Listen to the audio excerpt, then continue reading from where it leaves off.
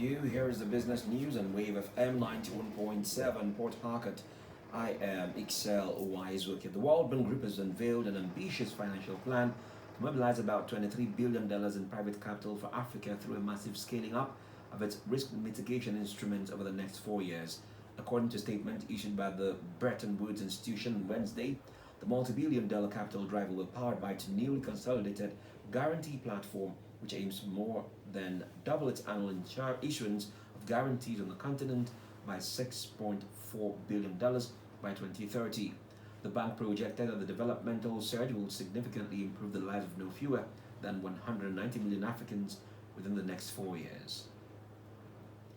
The Monetary Policy Committee of the Central Bank of Nigeria on Wednesday retained the benchmark interest rate at 26.5%, citing rising external risks, renewed inflationary pressure, and the need to sustain exchange rate stability. The CBN Governor Lemi Cardoso announced the decision at the end of the committee's 305th meeting held in Abuja. The decision also elicited mixed reactions from members of the organized private sector. They acknowledged that the justification for retaining interest rates and, on the other hand, cautioned that high rates hamper private sector investment in SMEs and manufacturing, leading to lower output and hampering job creation. Manufacturers are increasingly embracing natural gas as rising diesel prices continue to pressure production costs and profitability across Nigeria's industrial sector. This was disclosed during a business and investment forum organized recently by Shell Nigeria Gas in Port Harcourt, where stakeholders across the energy and manufacturing sectors explored opportunities to reduce operating costs and improve productivity through gas adoption. The price of diesel currently is continuing to rise lately due to the ongoing tensions in the Middle East. On the foreign, an Australian court has upheld a fine against Elon Musk's ex-co after it admitted to failing to comply with child safety measures, resolving a 3-year legal battle.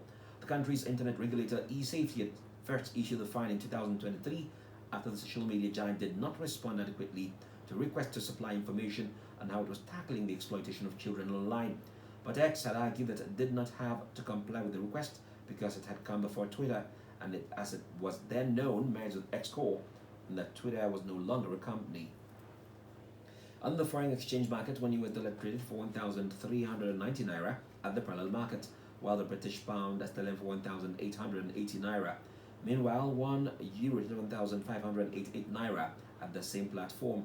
Moving on to the crude oil market, a barrel of Brent crude similar to Nigeria's vanilla traded for $106.37, an increase of 35 cents or 1.3%. Similarly, the West Texas Intermediate sold for $99.58, an increase of 32 cents on appreciation of 1.3%.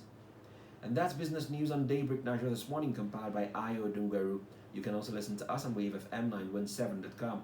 For pictures and stories in the news, follow us on Facebook and X at 917WaveFM and at Wave917FM on Instagram and Threads. Remember, Nigeria is our only country.